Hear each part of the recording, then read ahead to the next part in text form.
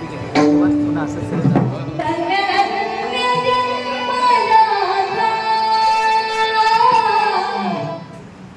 भले ते एका 22 माळ्यावर राहत नसतील, परंतु त्या 22 माळ्याच्या बिल्डिंगच्या एवढी हाईटची उंचीची माणसं मात्र त्यांनी झालंय स्टार्ट झालंय आलंय तेव्हा माती घालायचं भजन काय केलंच नसतंय.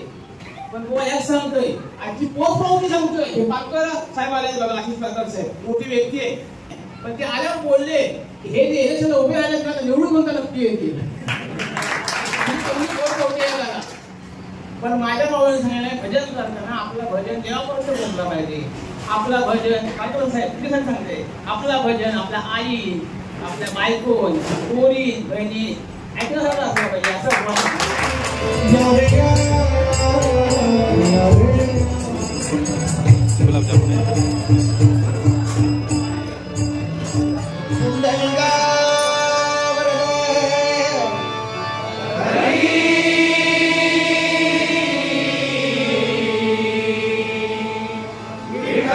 प्रणाम राम राम. आता मी आले गुरुपूजन सोहळ्यात म्हणजे आमचे भजनाचे गुरु आहेत ना गोटंकर बुवा त्यांच्या गुरुपूजन सोहळ्यात आलेलो आहे मी. आणि तो कसं सोहळा आहे तो मग दाखवत आहे तर चला बघूया आता.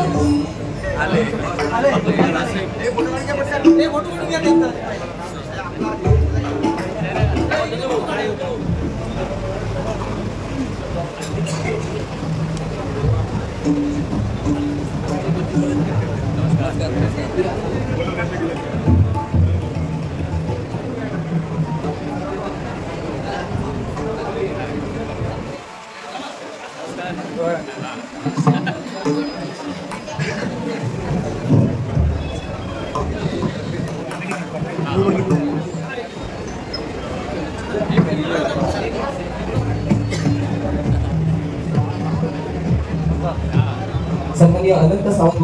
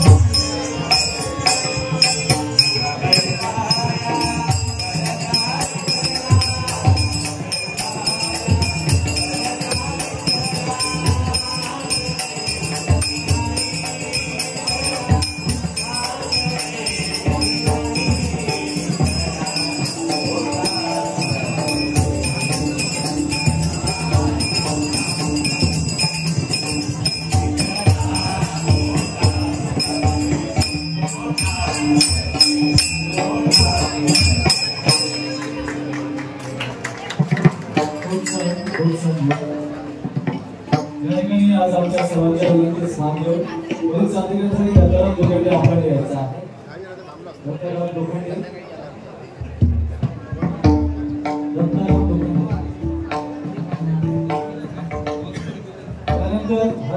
तर त्यांनी जे आपल्याला संपर्क केला ते गोवांचे बंधुराज सन्माननीय यतीन घोटलकर आणि नाव काय आनंद घोटलकर यांचा या ठिकाणी छोटासा सत्कार या ठिकाणी होतोय. आणि यतीन घोटलकर यांनी बरेच वर्ष गोवांच्या गावातील मंडळातील एक मोठा वाटा त्यांनी सांभाळला. त्याबद्दल त्यांचा या ठिकाणी सत्कार करण्यात येतोय. दोघांनी या ठिकाणी यायचं आहे.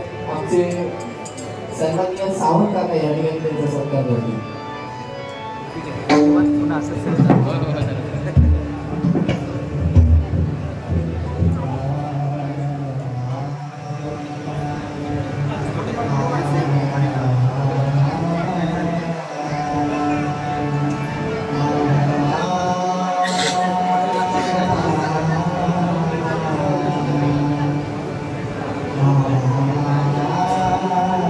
सोबतच गुरुपूजन या ठिकाणी सुरू आहे. एक करून आपण गुरुचं दर्शन आपण सगळेजण शिक्षण एक करून आपण एका साईडला घ्यायचं आहे.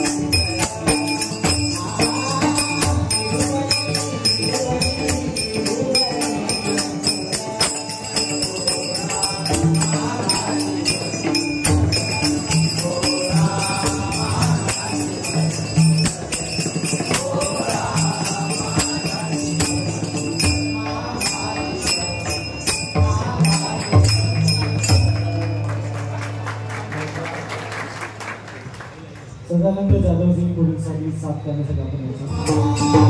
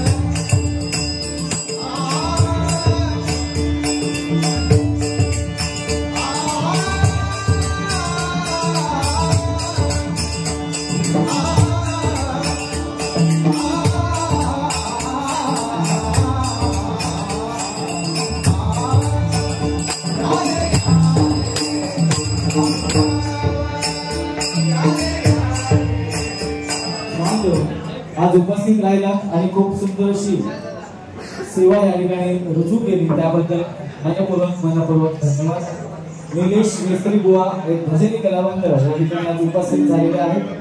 सोबत त्यांची कन्या आपले सुद्धा सर्व शिष्यगणांच्या वतीने आपलं मनपूर्वक स्वागत. निलेश मिस्त्री बुवा या ठिकाणी आज उपस्थित आहेत.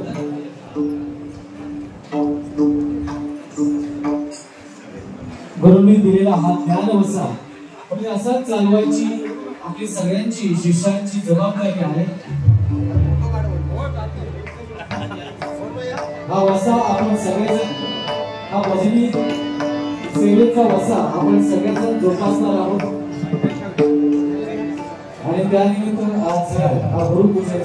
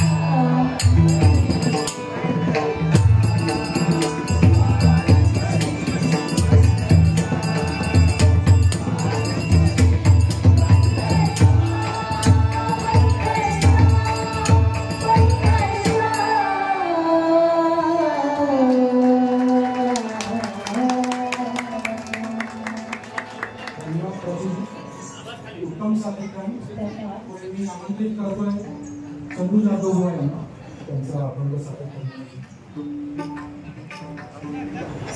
मी यश मिस्त्री यांना आवाज साथ करण्यासाठी आमंत्रित करतोय.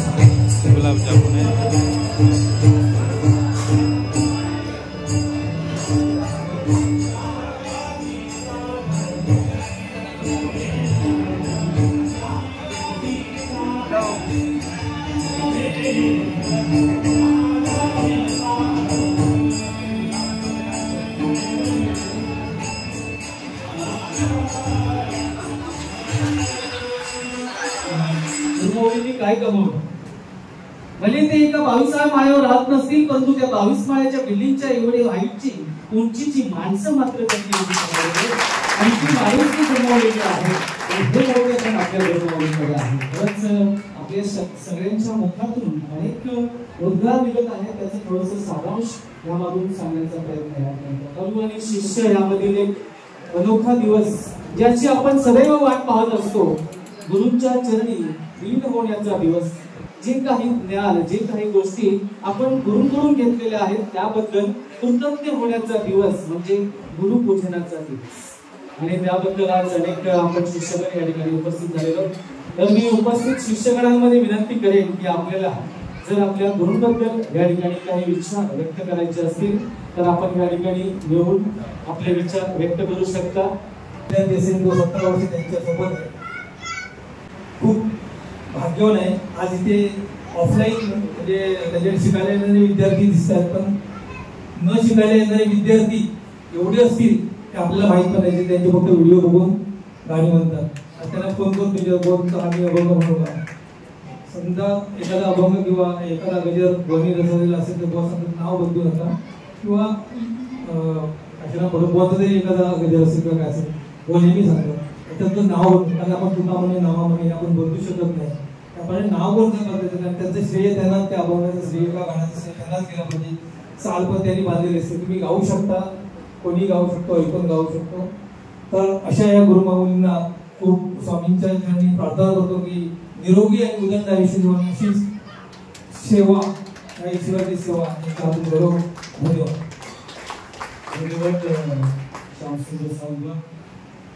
नमस्कार, मी विठ्ठल वाळे। आज बुवांमुळे तर मला खूप नाव मिळालं। बुवाने त्यांचं जुनो कॅसिओ दिलेलं, जुनो कॅसिओ, त्या एका कॅसिओ मी सारेगमपधनी पासून जा का आता वाजवते पडद्याला होत्या त्या बुवांचे खरंच आभार। तू माका कॅसिओ दिलेले, कारण त्यांनी माका तेव्हा सांगितले तुझे कर्म तेव्हा श्रीकांत राणे आणि मी बुवा तेव्हा आमका दोघांना म्हणाले तुम्ही शिकतलाच आणि माका माहिती ना तुम्ही करा, लय वर्णाचे पण तेव्हा त्यांनी मदत म्हणून माका जुनो कॅसिओ दिले। की भजन हे एक असं माध्यम आहे की त्या माध्यमात तुम्हाला तुमचे आयुष्य घडवायचं असेल तर तुम्ही भजनाकडे वळा, नक्कीच तुम्हाला भजन तुम्हाला नक्कीच साथ देईल। आणि ते का देतं तर ते म्हणजे गुरु म्हणजे सगळ्यात पहिला म्हणजे आई आणि वडील। ज्याने आई वडिलांची सेवा केली आणि ज्याने परमेश्वराचं नामस्मरण केलं त्याला कधीच कुठेही कमी पडणार नाही। आणि त्यात करून माझ्या गुरुमाऊलीसारखी तुम्हाला सर्वांना जर मिळाली तर तुम्हाला अजूनही तुम्हाला कधीच काही कमी पडणार नाही। एवढंच मी दोन शब्द सांगेन।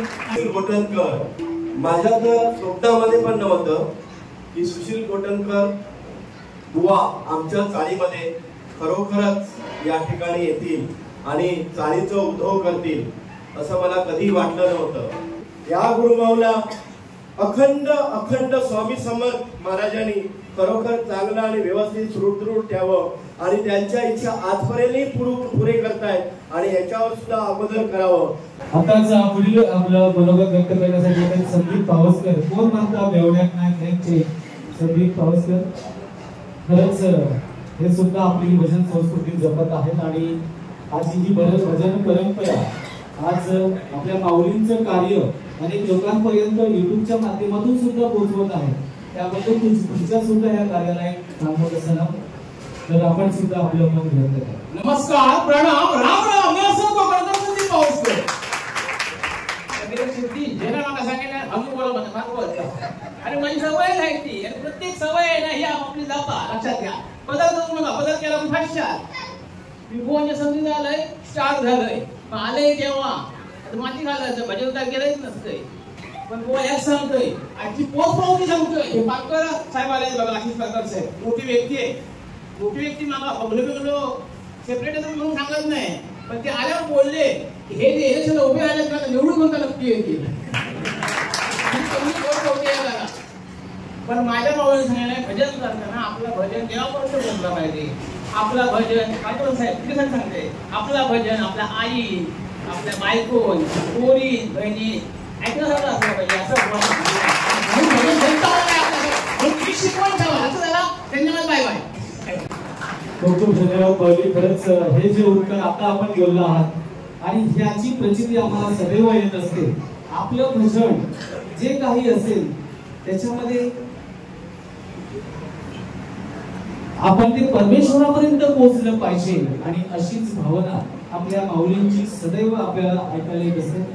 पुढील मनोगत व्यक्त करण्यासाठी कृपा आलेले आहेत। अजून पुढे भजन सोडून तुमचं जीवन कसं असावं, तुम्ही समाजात तुमचं स्थान कसं असावं, तुमचं घरात स्थान कसं असावं, त्या अशा अनेक गोष्टी आपल्या गुरुमाऊलीकडून प्रत्येकाच्या आयुष्यामध्ये शिकवल्या जातात। मी आवर्जून सांगेन, रामायण कोणी बघितलं नसेल तर या गुरुमाऊलींनी आमच्याकडे सिद्धेश गाडी आणि सागर गाडी राम लक्ष्मण तयार केल्या. बरोबरच त्यांचे महाभारत बघितलं नसेल तुम्ही वडील कुठेही आमचं सुयश करा नाही.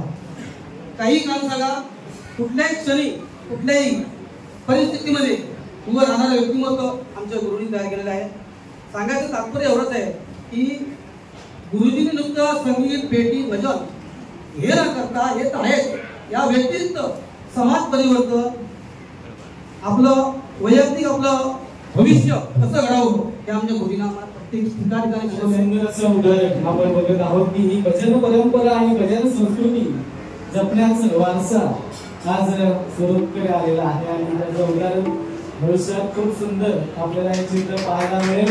काही दिवसांनी हा स्वरूप सुद्धा भजनात भुवन साथ देईल आणि ही भजन परंपरा अशीच जोपासली जाईल. तेजस्वी श्री यांना या ठिकाणी बोलवलं आणि जसं ज्या गोष्टी आपल्याला पाहिजे होत्या त्या गोष्टी त्यांनी निश्चित दिलेल्या आहेत आणि निश्चित त्या माझ्या विद्यार्थ्यांपर्यंत पोहोचले आहेत. जे काय त्यांनी सांगितलं ते खूप मोलाचं मार्गदर्शन आपल्याला केलेलं आहे आणि ह्याच्या पुढे त्या मार्गावर आपल्याला चालायचंय, शिकायचंय, आपल्याला खूप जरा शिकायचंय. त्यामुळे प्रत्येकाने आपला वेळ म्हणजे भजनाला आपण वेळ देतो ना म्हणतो, तो देवासाठी वेळ काढायचा असतो आपल्याला. मला सांगितलं देवाचा कार्य, देवासाठी वेळ काढा असं म्हणतं की देवाचे द्वारे उभा क्षण बरे त्याने मुक्तीचारी साधेला असं माऊलींनी सांगितलंय. पण ते कशासाठी सांगितलं की देवाला तो क्षण एक क्षण असतो, तो त्या भगवंताच्या चरणापाशी द्यायचा असतो. पण आता इथे एक क्षण आपण वापरून चालणार नाही, इथे आपल्याला वेळ द्यावा लागतो. क्षण आणि वेळ तो फरक आहे त्याच्यामध्ये. मग इथे आपल्याला वेळ द्यायचा तो भगवंतासाठी. आतापर्यंत झाला राहू दे तिथपर्यंत, ह्याच्या पुढे तरी ह्या गोष्टी लक्षात ठेवा की हा वेळ देतोय मी तो माझ्या देवासाठी देतोय की ज्याने मला या ठिकाणी जन्माला घातलंय. त्या भगवंतासाठी मला काहीतरी वेळ द्यायचा, तोच वेळ तुमच्या रियाजासाठी वेळ असेल हे फक्त लक्षात ठेवा. आणि याच्या पुढचं वाटचाल आपल्याला या ठिकाणी करूया आपण.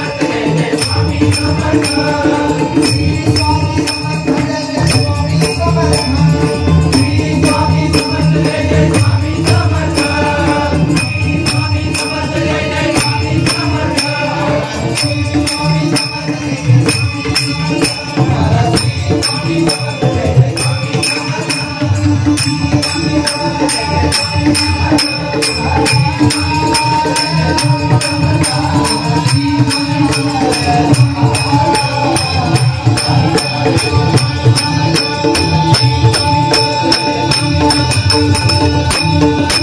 जय जय स्वामी